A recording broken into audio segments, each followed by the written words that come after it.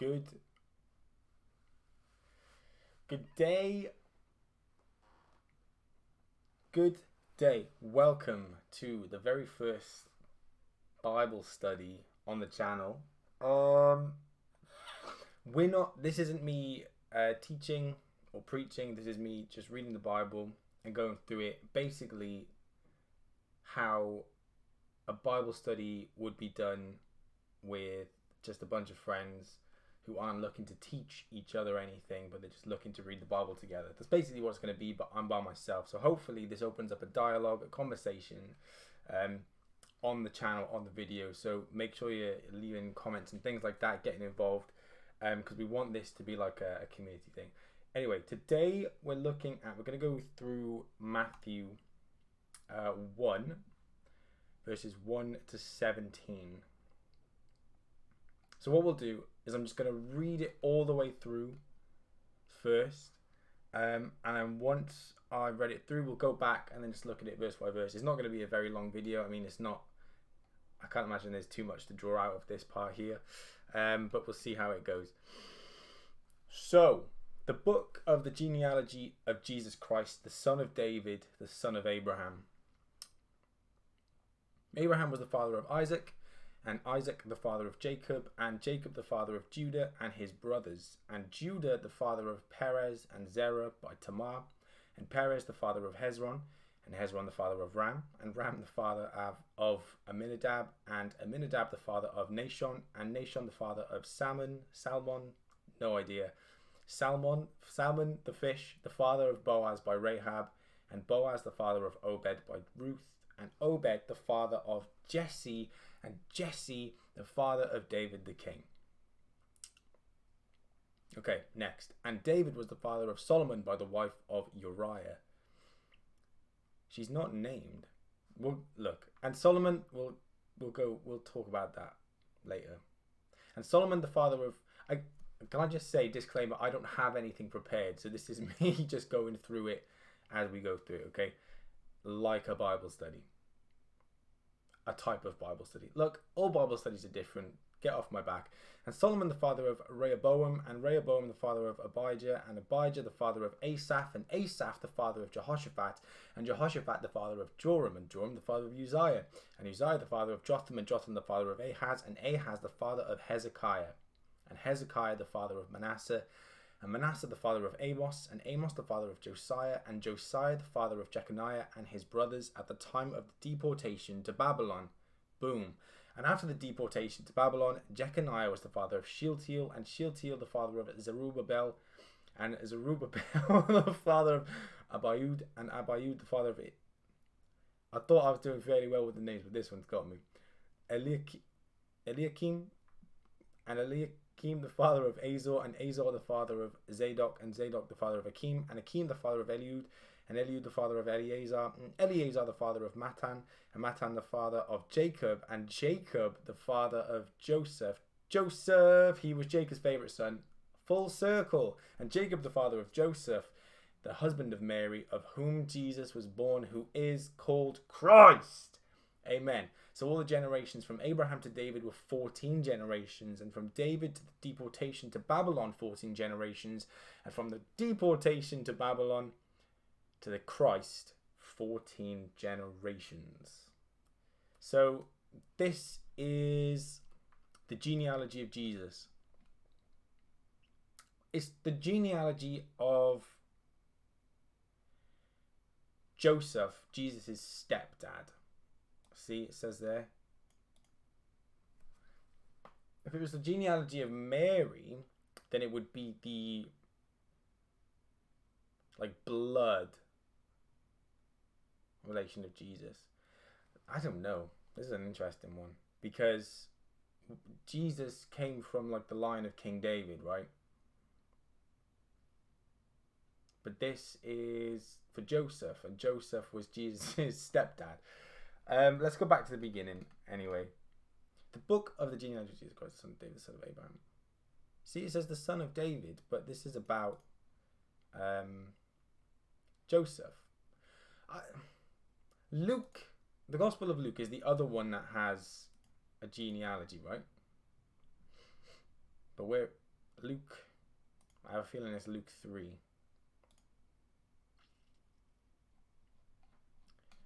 Oh, here we are.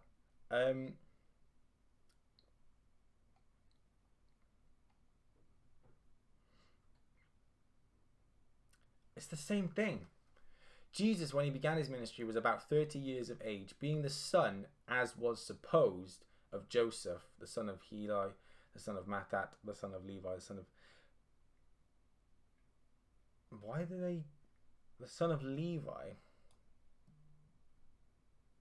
the son of Melchi, the son of Janai, the son of Joseph. I didn't say any of these names in the other one.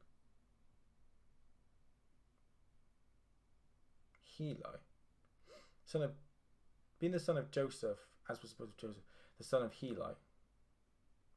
In Matthew 1, it says Joseph was the son of Jacob. Why is it a different name? Why is it a different name? Someone actually help me on that, because I haven't got a clue. We could research it now, but again, this is a conversation, right?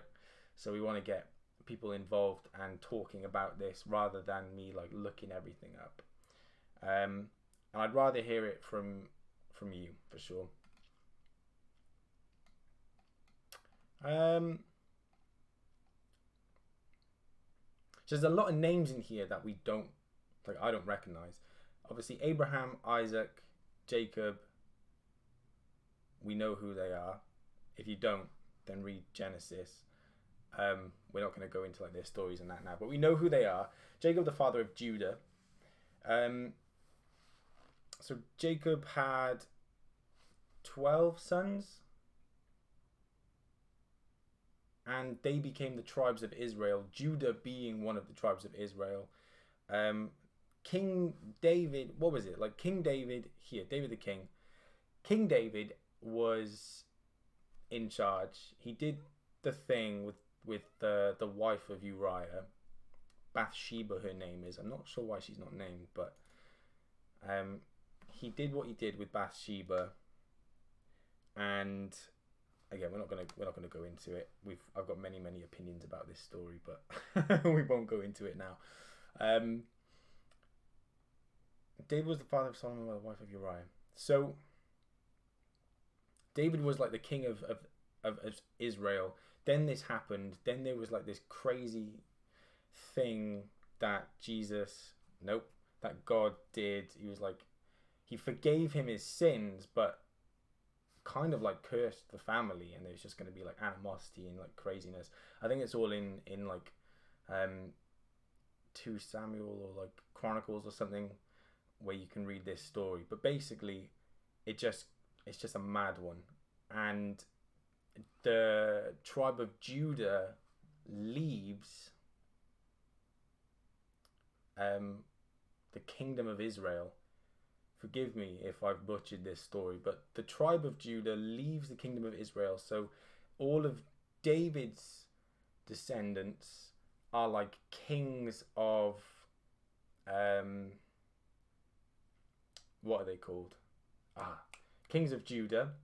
And the kings of Israel is just full of like people who are usurping the throne all the time, and they're just full of terrible kings. So Israel has like a really bad time, and a usurper is someone who, let me just make sure I'm using that right. Usurper. A person who takes a position of power or importance illegally or by force. So they overthrow the king. In fact, let me just get up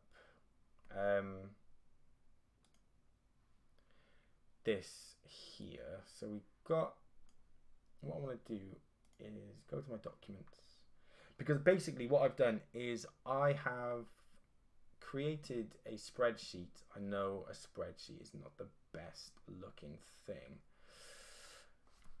Kings of Israel timeline. This is what we're looking for. Okay. So you should be able to see that on the screen. Yeah, okay, cool. So here's Kings of Israel. We go all the way to the top. Here's David. Green means good king. Red means bad king. This is like my opinion. This is like, like after each king or whatever it says, and he did evil in the sight of the Lord, or he was like a good king or something like that. So that's what this is based off. Solomon, I can't remember what yellow means, but yellow's there. David, so it's David, and then at the bottom it tells you how long they reigned for. Okay, so Solomon here as well, and then after Solomon reigns for 40 years, the kingdoms split. So all of the side of Judah, all of these kings, look how long they reigned for as well. 41 years. Like this isn't ideal for the kingdom of Israel, right? But 41 years, 25 years. Most of these, I don't know why that's only like that. Maybe that's 1 year. Oh, yeah, the reason why it's like long, this is 25 blocks. So that means 25 years, right? So this is 1 year. So this is what it looks like. So see how the kingdom of Judah had the longest reigning king in Judah was 55 years, and he was a bad king, which kind of sucks. 3 months, man, rough. But the kingdom of Judah lasted for 393 years and 6 months, or the kings at least, and that one, the kingdom of Israel, was 241 years. Why have we gone into this? Because we were looking at King David.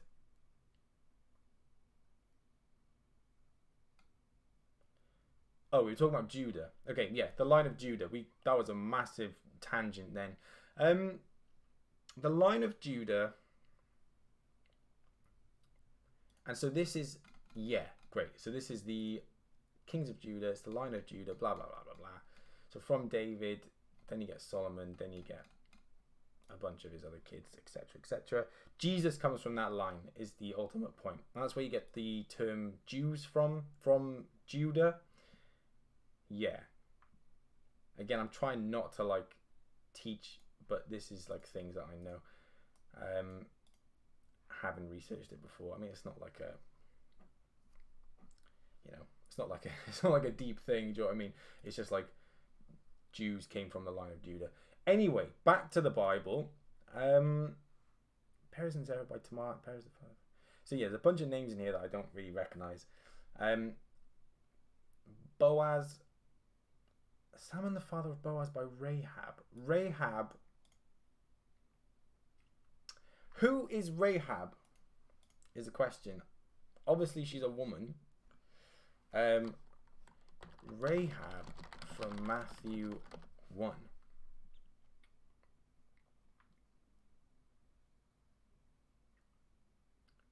Okay, so it's a different Rahab.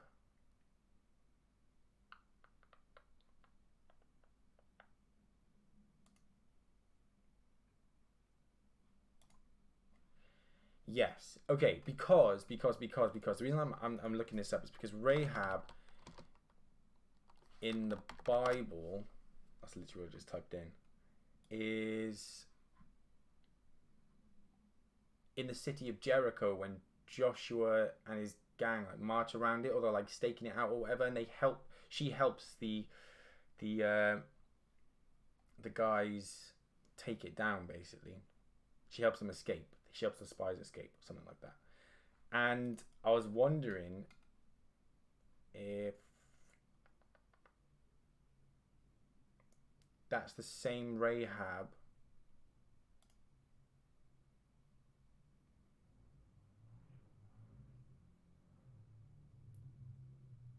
The heck was that? I'm wondering if it's the same Rahab as the one there, if it's a different one.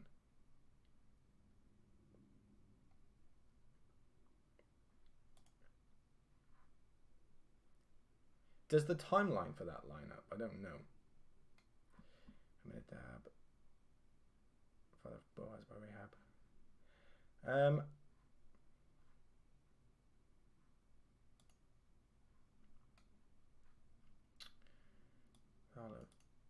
Man, they call her the harlot of Jericho. I mean, she actually was a prostitute, I think. So When they were compiled, it was probably thought of as a plot rather than a clause. The fact that may blah blah blah blah blah.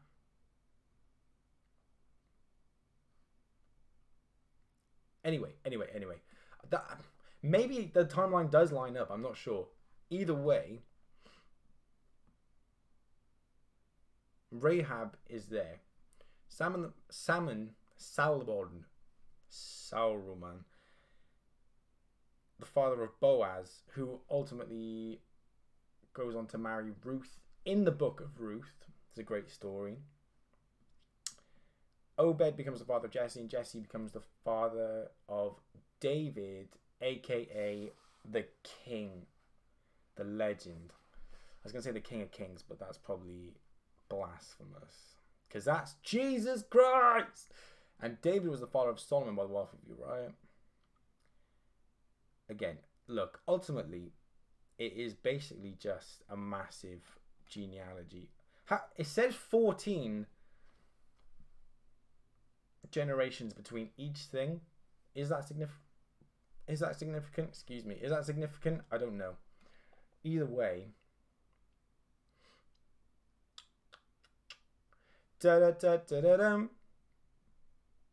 Is that significant?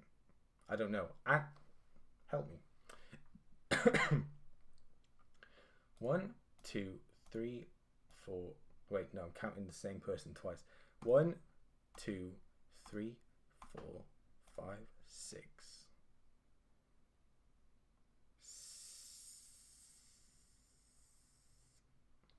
My brain, what the heck?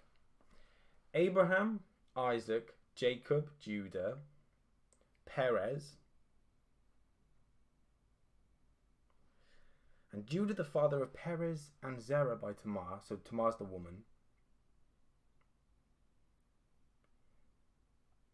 Oh, okay. So Zerah isn't like included in the lineage, other than he's just named. Like there's no names that come after Zerah. It comes after Perez.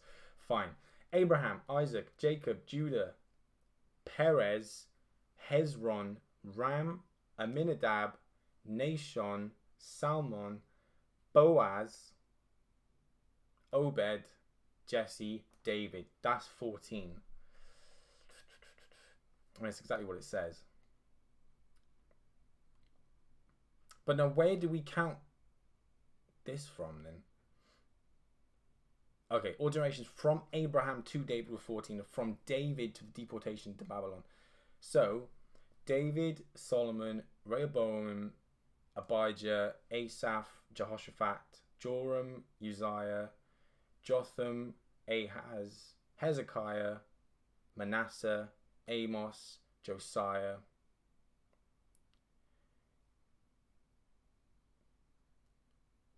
Jeconiah. That's 15. But it says at the time of the deportation to Babylon. So I guess it doesn't include Jeconiah in that, because that's 15 people, but it says 14. But if you go from Jeconiah to Christ, so Jeconiah, Shealtiel, Zerubbabel, Abiud, Eliakim, Azor, Zadok, Akim, Eliud, Eleazar, Mathan, Jacob, Joseph, Jesus. 14. So it makes sense. I was like, because I remember I've looked at this before and I was like, wait a second, it's 40, there's like more or less numbers or whatever. But it looks to be, makes sense to me now. It didn't a few years ago. Look, the genealogy of Jesus is significant because you can trace Jesus back to Adam, and I think that's pretty insane. Like if you go into like Genesis, you've got genealogies, haven't you, from like Adam to Noah, and then from Noah to Abraham. You've got all of the names listed because they recorded everything. They just recorded everything. So you've got all of this up to Jesus Christ. And I think, for me, it adds to the validity of the Bible. It adds to the validity of Jesus actually existing. Like, I don't think there's many scholars, historians, or whatever, whether they believe in Jesus to be the Son of God or not. There's hardly any, from what I've heard, historians and people like that actually would disagree that Jesus, a man called Jesus who did the things and said the things he said, actually existed, which is pretty cool that we've finally come to a place where people can be like, okay, yeah, Jesus existed. The next part after that of like what happens, or like what you need to believe, is, was Jesus who he said he was? Now, oh man, there's a quote from C.S. Lewis, right? And it's honestly insane. C.S. Lewis quote about Jesus. Here we are, literally right there. So it's from his book. I'll get it out if I can.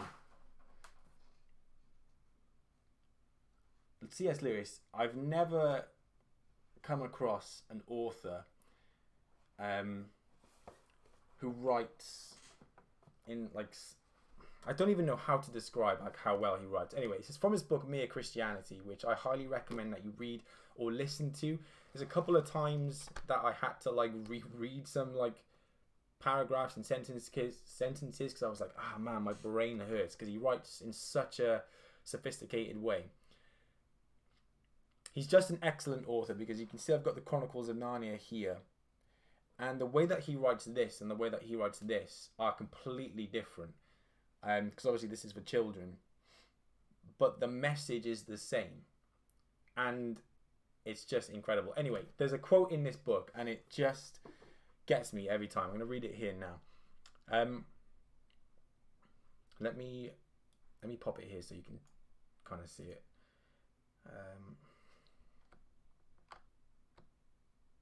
You can't really see it. It's cut off. Anyway, look. I am trying to prevent anyone saying the really foolish thing that people often say about him, Jesus. I'm ready to accept Jesus as a great moral teacher, but I don't accept his claim to be God. And this is the thing that we like, that makes him special, that makes him different. That is the one thing we must not say. A man who was merely a man and said the thought of things Jesus said would not be a great moral teacher. He would either be a lunatic on the level with the man who says he's a poached egg, or else he would be the devil of hell. You must make your choice. Either this man was and is the Son of God, or else a madman or something worse. You can shut him up for a fool, you can spit at him and kill him as a demon, or you can fall at his feet and call him Lord and God, but let us not come with any patronizing nonsense about his being a great human teacher. He's not left that open to us. He did not intend to. Now, it seems to me obvious that he was neither a lunatic nor a fiend, and consequently, however strange or terrifying or unlikely it may seem, I have to accept the view that he was and is God. I mean, all you have to do is read the Gospels to know that Jesus was not like he was like of sound mind. Like, he was a smart dude. He ran circles around the Pharisees and the teachers of the day.